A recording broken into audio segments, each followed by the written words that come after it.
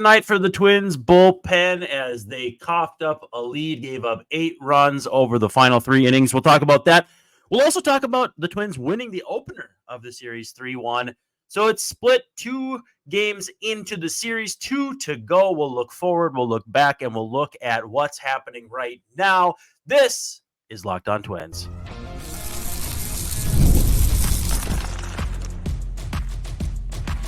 You are Locked On Twins, your daily Minnesota Twins podcast. Part of the Locked On Podcast Network, your team every day. Hello again, and welcome back to Locked On Twins. I'm your host, Brandon Ward, and you can unfollow me on the tweets at Brandon_WARNE. And joining me this evening, as he does, is Mr. Dave Brown at Answer Dave Brown on the Twitter machine. Go get him up to 1,000 followers. Dave, what's up? Go get him. I thought that's what you were saying. I thought you were sicking the crowd on me. But I appreciate the clarification. It's good to see you, Brandon. Yeah. Hey, you told me last night that you turned on a Wolves game for probably the first time since Dennis Rodman kicked the photographer along the baseline at Target Center back in, I want to say like 1997, maybe. I believe that was the year, and I could have been exaggerating. But I don't really honestly remember much about the Wolves after Kevin Garnett. Ricky Rubio, I remember a little bit, and then after that, it's very hazy for a couple of decades. So, it seemed like, and I watched like the first half, and they just blew them out. They look like the hottest team in pro sports. Yep. So it's going to be a hot ticket when the playoffs resume in the Twin Cities. Yeah, pretty excited about that here. And if you are listening to us, make sure to check out not only the Locked On Twins postcast, but Locked On Wolves with Ben Beacon. It is Wolves season, and we are all very, very excited. Thanks for making Locked On Twins your first listen every day. We're free and available wherever you get your podcasts, as well as on YouTube, and of course, as part of the Locked On Podcast Network, we're your team every day. Greatly appreciate those checking us out on YouTube. Give us a thumbs up, give us a subscribe, give us a 5-star review on Apple Podcasts. It's just good for the brand. So if you could do that, that'd be great. Today's episode brought to you by PrizePicks, the easiest and most exciting way to play DFS. Go to prizepicks.com/LockedOnMLB and use the code in all lowercase, all one word, LockedOnMLB for a first deposit match up to $100. And don't forget, you can catch every game or every pitch of the hometown broadcast from every game with Chris and Danny on SiriusXM. Just download the SXM app, search Twins, and you'll find them. It's Paddock and Kirby. That's George Kirby on Wednesday with the first pitch scheduled for 6:40 p.m. Central at Target Field. So same bat time, same bat channel, and we'll see if the Twins get the bats out. We are 1-1 through 2 games. Not we, I'm talking about the Twins. I hate when I don't do the we thing, but did you just do the we thing? Yeah, I think by accident. Okay. What are your vibes through the first 2 games of the series? I'm vibing right now. I'm shaking. Yep. Vibes.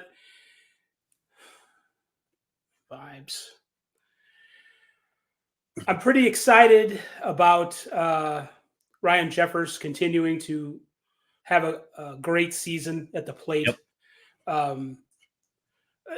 The vibes are pretty good. The vibes are good. The Twins are in a good place. They didn't play a particularly good game Tuesday night. I guess you could question the moves that Rocco made, and you certainly could question the results and the performance on the field by a number of different players. So not really their best game, but again, we got to remember it's a 162 game season. Baseball season is a living thing, man, and you can't take it all of the context that is required to figure out what's going on and look at one game and say, the sky is falling or things are perfect or anything like that. So, we can talk about some of the moves that were made and the performances that were done. The vibe's pretty good. I hope Tyler Saucedo is okay. The Mariners pitcher, that was a scary thing when he hurt his knee on the play at first base. Mm-hmm. And then the Twins ended up scoring a run. It was a little bit of a controversy at the time. But other than the specter of that injury and the reaction of the players, which is always very telling. It's always there. You can tell they're always scared. They're always empathetic. They're always, there, but great for the grace of God, go I kind of thing. Mm-hmm. And so that changed the vibes of the evening a little bit. But overall, it's just 1 out of 162. Yeah, and on the good side, Jeffers hitting 299 with a 379 on base, 598 slugging. Picked up a 3-run homer off Emerson Hancock. I had a friend text me and asked me if he thought 2 runs would be enough for the Mariners early, and I was like, and then before I could even reply, because I was coming into the house from first practice with my daughter's softball team, he goes, "Never mind," and I pull up the game, and Ryan Jeffers is running bases. It's a good question because I think we went into the series thinking that the games would be kind of like that. The score is definitely the final score for tonight. What was it, 10-6? Yep.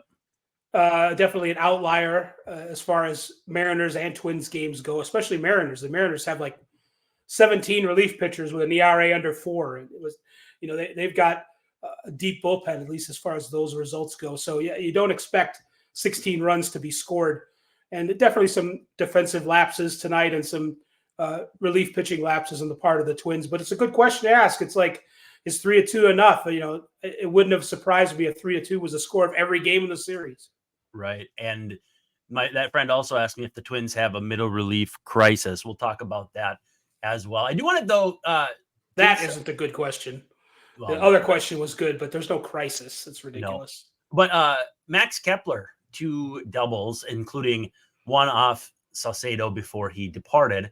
Actually led off that inning with an impressive plate appearance. Anytime you hit a double, it's pretty impressive, I guess, right? But he's hitting 323 with a 392 on base, 523 slug. The shot in the arm that he has been, I think I saw someone say now they're 12-2 since he's returned, which again is, or it was 13-2. It's the winning streak plus the losses. I don't know. They've been incredible. I can't say that he's the catalyst, but when you see the numbers he's put up since returning, it's hard to dismiss the idea that he could be the catalyst. He's a foundational player. He's the team's right fielder. We kind of saw how discombobulated things could get with a bunch of different people playing the outfield. It's one thing to put Kirilloff in left or this guy in left or that. They don't really have another right fielder. Right. I don't know who do you want? Larnach, left fielder at best. Kirilloff, left field, first base. Margot hasn't really acquitted himself that well in any outfield spot, but is more of a left fielder or a center fielder, I guess. Kepler's a very important player on the team just because he is, it's like the house you live in. You might not spend you're not going to spend all your time, you're going to be in one part of the house, but if like there's a corner missing, if the roof caves in, if the foundation isn't there, it's not going to be a good house no matter what nice room you're in. So Max Kepler makes it a nice room. Yeah, no, that sounds bad. I want to hit you with some numbers. The Twins are 12-2 since Kepler returned, and that includes losses in 2 of the last 3. But since coming back, he has 53 plate appearances. He's struck out 4 times. Doesn't take much math to know that is about 7% 7 walks. So he's walked almost twice as often, but the slash line is off the charts. 444 batting average. That's 20 hits in 45 at bats with a 509 on base and a 733 slug. Just for fun, I do want to see, I'm going to pull it up here, against left-handed pitchers in that span. He's been good against lefties. 583, so 7 for 12, a couple doubles and a homer. 1583 OPS, which spoiler alert is pretty dang good. It's been really nice to have him back again. I can't say that that's the catalyst, but it's pretty much A plus B equals C when you consider how he was there for 11 of the 12 games on that winning streak. I mean, if you want to, if there's anything to worry about as far as Kepler goes, his speed is down. His sprint speed has been shrinking in recent years anyway. He did have the leg injury in Kansas City on opening day. It was opening day, right? It was really early in the season, whenever he got hurt and went down on the IL. But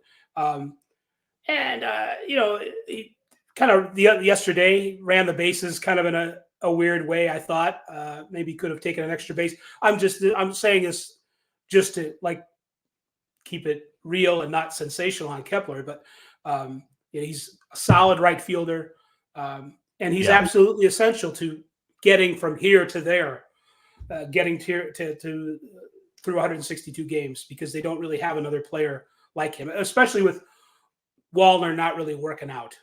That would be a guy you put in right field if all things were right, but they're not with him. So Kepler's indispensable. Wallner did throw out Akil Baddoo in a game tonight with St. Paul, so that's a good sign.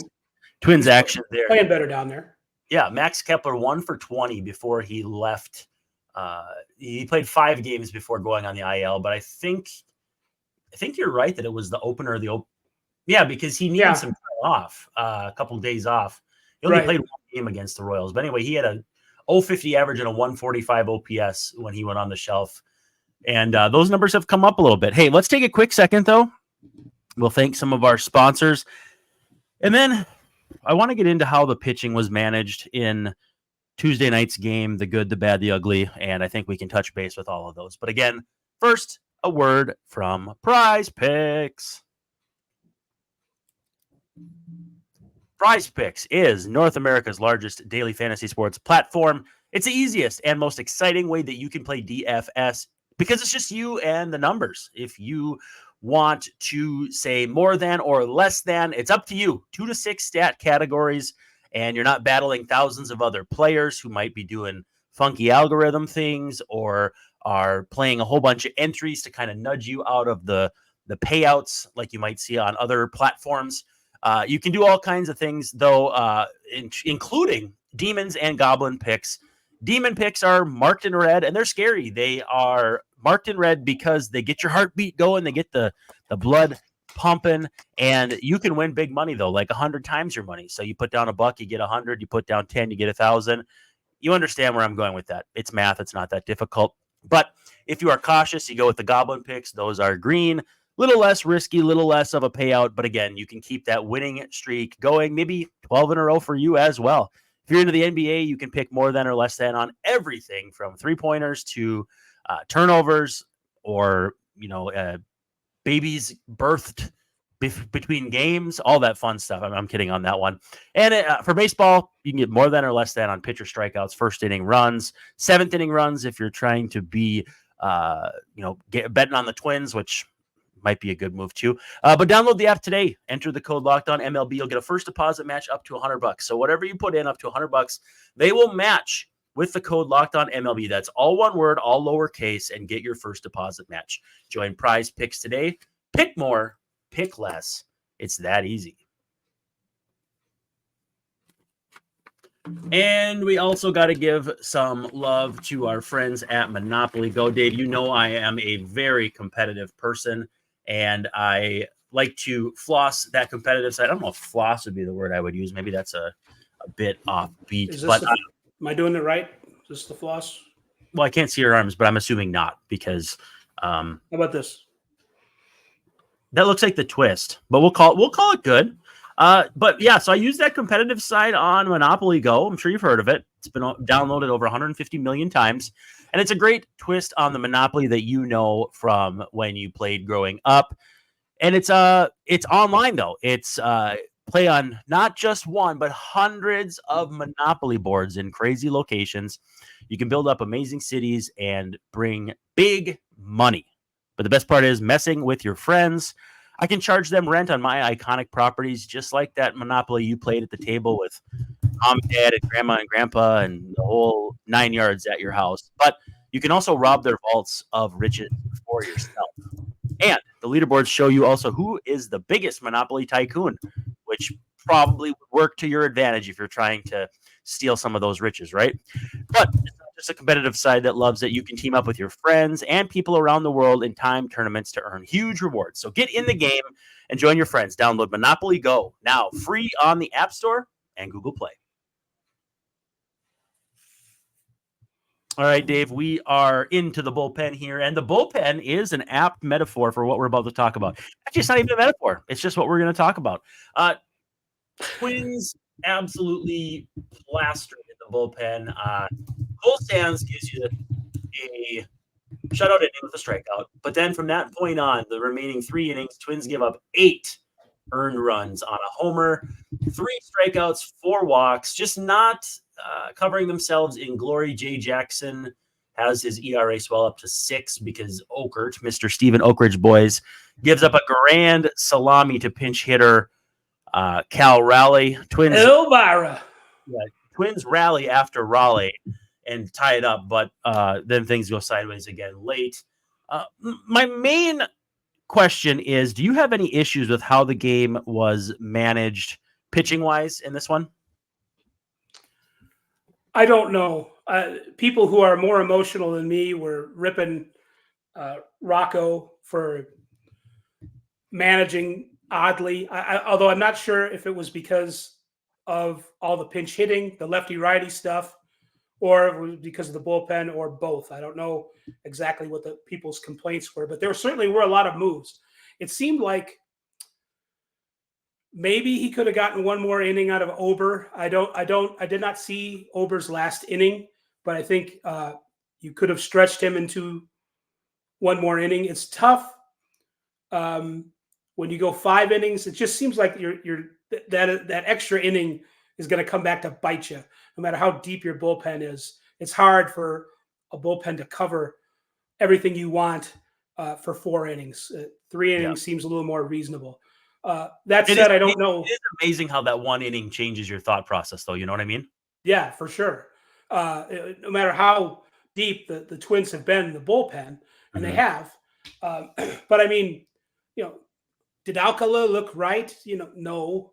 And no. It wasn't like, although he did throw a bunch of pitches in the inning, but 48 total.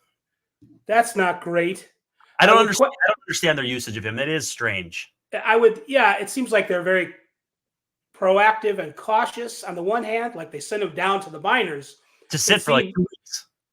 Yeah, it seemed to protect him or something. I don't know. But then they do this, so that's questionable. So I question it in terms of like his health and what's smart for him. Right.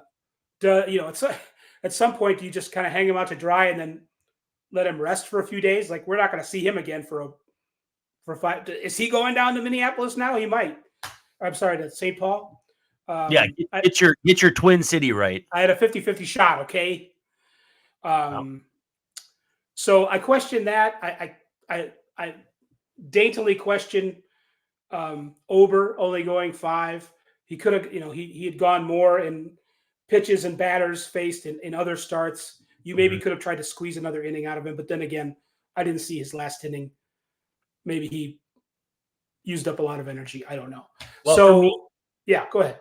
I mean, for me, if you know your bullpen is shorthanded and you yank your starter at 84 pitches, that is talking a little bit out of both sides of your mouth. You come in, though. So here's the bullpen usage chart coming into tonight's game. Joan Duran got the hold with 12 pitches on Monday. Griffin Jacks threw 31. I think that's what really messed them up, because if Jacks only throws, let's say, 15, maybe he's available for a back-to-back in that Jay Jackson spot. And again, Jay Jackson, good vibes, whatever. I'm starting to wonder if his roster spot will be in danger, because it has not been pretty. It has not been pretty at all. He threw 35 pitches on Sunday. Cody Funderburk threw 42. On Monday, Duran threw 12, Jacks threw 31, Thielbar threw 13. That left them with 3 pitchers who had not worked Sunday or Monday. Cole Sands, Steven Okert, Jorge Alcala. The 3 of the 4 relievers they used, those 3 guys, and then Jackson besides. Jackson had a day off, but he had thrown 35 on Sunday, as I stated. So knowing the way the bullpen was set up, to me, suggests that Ober should have gone another inning.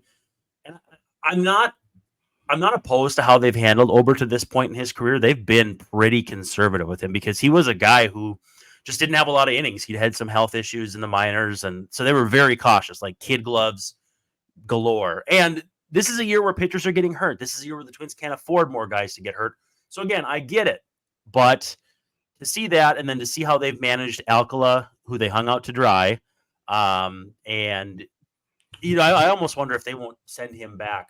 I haven't seen, and totally. then bring Bushley back or something. I don't know what they'll do, but we'll see. But yeah, to me the pivot point here, because I had a Mariners friend of mine who I'm in a fantasy league with. He said, what is Rocco even doing? And I'm like, honestly, dude, the bullpen is so used up that this is kind of what has to happen. He was literally incredulous.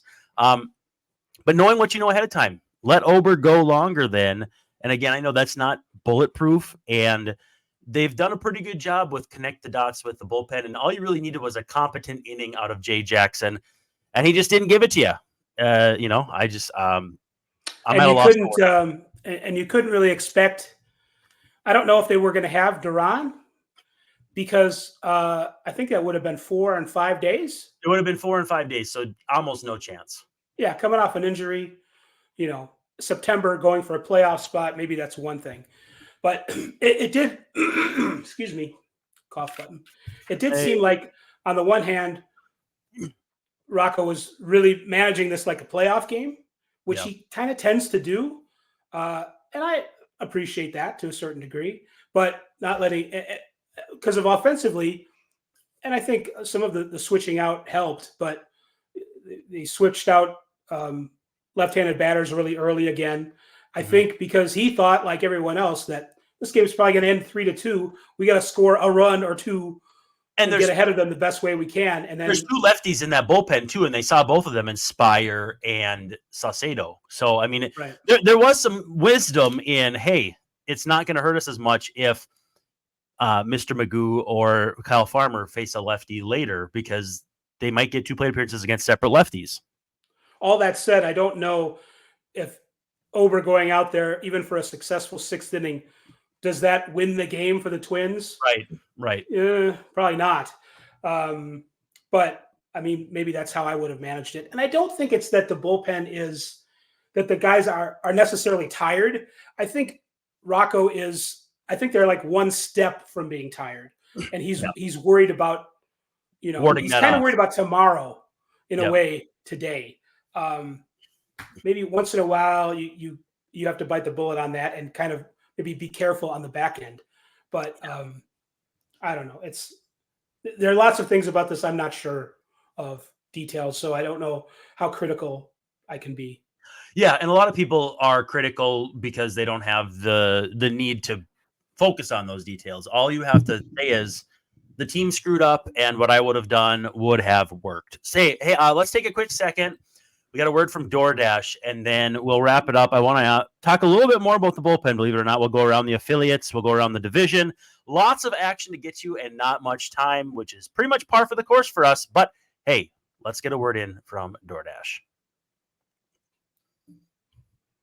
Mother's Day is coming up, and you can get something thoughtful for the mom in your life, whether it's your mom, your kid's mom, your stepmom, your mother-in-law, or just someone who has been very instrumental in your life. Surprise her from wherever you surprise her from wherever you are with fresh bouquets, the latest technology, gift cards, self-care treats, and more. It'll make her day that much better. Use code LOCKEDONMLB to get 50% off your next order on DoorDash, up to $15 when you spend at least $15 on your next flower, convenience store, grocery, or retail order. Pair flowers with a gift card so she can celebrate any way she wants. Is she a bookworm? There's a bookstore gift card for her. Does she like a good latte? There's coffee shops galore. Get her a gift card for there. You can't go wrong. Plus, you get the convenience of shopping on your phone, so you don't have to be one scrambling around, driving to whatever store is open that Sunday morning, picking through whatever cards are left, getting a happy birthday grandma card and scratching out what it says on there, or congratulations on your graduation, which, the optics of that probably aren't great for mom. But we've all been there. We all don't want to make that mistake again, and that's where DoorDash comes in. Order now and get everything you need for Mother's Day on DoorDash. Use code LOCKEDONMLB and you get 50% off your next order, up to $15 when you spend at least $15 on your next flour, convenience store, grocery, or retail order on DoorDash. That's LOCKEDONMLB as the promo code. Order using DoorDash today. Terms apply. All right, Dave, we're coming down the home stretch here. I do want to go around the affiliates. St. Paul doomed by a 4-run first and a 7-5 loss at Toledo. Ballpark there, Fifth Third Bank. I hate that name. It makes no sense to me. But our friend Mr. Gunkel is a mess. ERA up to 10.71. Did not get out of the second inning with 5 earned runs. But some homers. Junior Severino with 1. His OPS is up to 617, which is not great, but he's on that Wallner comeback trail. And then Deshaun Kiersey, who I think might be the AAA player of record on our podcast. I love seeing what he's up to. Homered twice, hitting 300 now with a 939 OPS. What's his defense like? Do we know? I think he's pretty good out there. I think he's capable. The problem is, I think, the handedness thing. Does he give you another left-hander? Yeah, I feel like does he give you anything anybody else doesn't? Wichita absolutely slaughtered Arkansas 16-2 on an 80-degree night, moved to 10-17 on the season. Multiple runs in 5 of the 8 innings that they hit, including going 2, 3, 4, 5 in innings 5, 6, 7, and 8. So Carson McCusker, former guest of Locked On Twins, goes 5 for 5 with 3 homers and a double. He's hitting 321 with a 930 OPS. Fort Myers beat Dunedin. They're 10-18 now. 5 spot in the bottom of the 9th, including a walk-off grand slam by Jose Rodriguez. Do you want to hate your life? He was born on June 10th, 2005. Wow. I can probably tell you what I was doing on June 10th, 2005. It was some kind of adult thing. I was watching a very disappointing Minnesota Twins team in 2005. So I definitely remember that. Pancho Ruiz, which is just a fun name to say, went 3 for 4 with a pair of homers in that game. Cedar Rapids. Sounds like an old tennis guy who played tennis at Wimbledon in 1960. Or like a Arancha Sanchez Vicario. Cedar Rapids, though, blew out South Bend on the road 16-6. They scored 4 in the 3rd, 2 in the 4th, and 4 again in the 5th. A 6th spot in the 9th. They had 6 guys with multiple hits and only 1 home run, Rubel Cespedes. So they had 14 hits, but only 4 go for extra bases, so lots of walks. Now, around the division, Guardians lose to Detroit. Both starters blown up, do not get through the second inning and give up 7 earned each. That's Kenta Maeda and Logan Allen. Andy Abania has homers in the first 2 innings for the Tigers. And honestly, these are the games I watch where I hope both teams loses because, they're ahead of the Twins in the standings. Royals lose 6-5 at home to the Brewers. Willie Adames with a 3-run homer in the 9th off MacArthur to give them the lead. And they had homers galore, 3 homers in the evening with Hoskins and Ortiz going deep as well. And the White Sox fell to 8-28. They lost 5-1 to the Rays. Zach Eflin did what Zach Eflin does, while Mike Soroka did what Mike Soroka does. 3 earned in 5 innings with 4 strikeouts and 4 walks. Anyway, that's around the affiliates. That's around the division. Back to this bullpen thing. I thought it was kind of ironic. They show Justin Topa, and I'm like, they're doing all this with Justin Topa in the house. And then Justin Morneau, too, mentioned Brock Stewart. It's like, man alive. Between Brock Stewart being hurt, he would have been obviously likely available to help. And then Justin Topa being right there. That's got to be kind of a tough pill to swallow. Well, and I guess it also would have been nice if Willie Castro would have been in left field because he probably would have caught that ball that Austin Martin did not. Yeah. And that was a big play as well. So, it would have, could have, should have, but long term, they'll be back soon, those guys. Yeah. And, I don't want to say I'm over it already, but it's just one loss. It wasn't necessarily perfectly handled and definitely not perfectly executed, but the Twins will be fine. Yeah, no, I think I think you're right there. I wanted to talk to you about the Saucedo play at first. Austin Martin rolls a grounder to first base. I think it was Ty France playing first, but quite a ways off. Flips the ball as a race to the base between Saucedo and Martin, and Martin slides in. So I had the sound off, so I did not catch a lot of the dialogue. And in fact, I saw it, and then I was like, wait a second, what exactly happened there? I thought maybe Martin like slid into his knee. I thought maybe he stepped on something other than what happened, which was it looked like the bag and then like kind of a jolt or like a hyperextension. Yeah. I don't know what all happened exactly, but they didn't call time. To me, that was strange. I think the difference was, first of all, Austin, I know you're out there. Don't slide in head first to first base. It makes no sense. You don't think you don't think so? No, run through the bag. Ordinarily, I agree. The only time that I ever question that is if there's a tag in play, and there was not going to be a tag. How often does the runner get tagged on that play to first base? It almost never. Right, it slows you down. I agree with that because Nick Punto used to do it all the time, and it drove everybody crazy. But the only time I would ever slide it first is trying to avoid a tag. I don't know. An extraordinary situation. I mean, I don't think it's not like that's what made Saucedo get hurt. But you're right. Excuse me. Cough. Quick. Oh yeah. We got Kaufman Stadium here. He slipped on the base and hyperextended his knee at least once, if not twice, on the way down. Yeah, the second time looked like he kind of it was like he had a peg there, just went bump and then bump again. Trying to stop himself. So he Scott Service said he's going to be out. Survey said he's going to be out for a while. So I don't know. They'll probably get an MRI on it and whatever. The reason that the play, I think, was not blown dead, as Mariners blogger extraordinaire Chris Crawford said, we love Chris Crawford. Saucedo lost the ball pretty quickly. If Saucedo holds on to the ball, the ump is in a much better position to blow the play dead, because you can't be like a second baseman or a pitcher, like digging at the hurt guy. Give me the ball. That would have been reason for the play to blow dead. But the ball was on the ground. It was lying on the ground. Someone else would have need to pick him up and throw the guy out at home anyway. So that's why it was live. It's a kind of cruel and mean. And, we're going to go over 32 minutes, but I think it was the right call. We'll live. I agree with you. And honestly, it's fine. We can go over once in a while here. Yeah. Well, hurry up and go. We got to go. No, I'm kidding. Love Chris Crawford. So it's always good to hear from him. He's got some fun stuff going on over there with Mariners stuff. So check him out on Twitter. Look up Chris Crawford. But my OY is the name of his blog. Yeah, isn't that a Dave Nias called that? Yeah, right. Dave Niehaus? Nias. Dave Niehaus, Mariners legendary broadcaster who's in the Hall of Fame. No longer with us. Yeah, my. Grandma got the rye bread and salami, home run. He had all kinds of calls like that. He's very beloved in Seattle. Well, hey, Dave, thank you for hanging out. Everyone, too, thanks for hanging out with us. This has been Locked On Twins, not as an abrupt of an ending as we usually have. But, hey, maybe I'll remember to hit the closing tag here again. Thanks for hanging out with us, and we'll see you tomorrow night.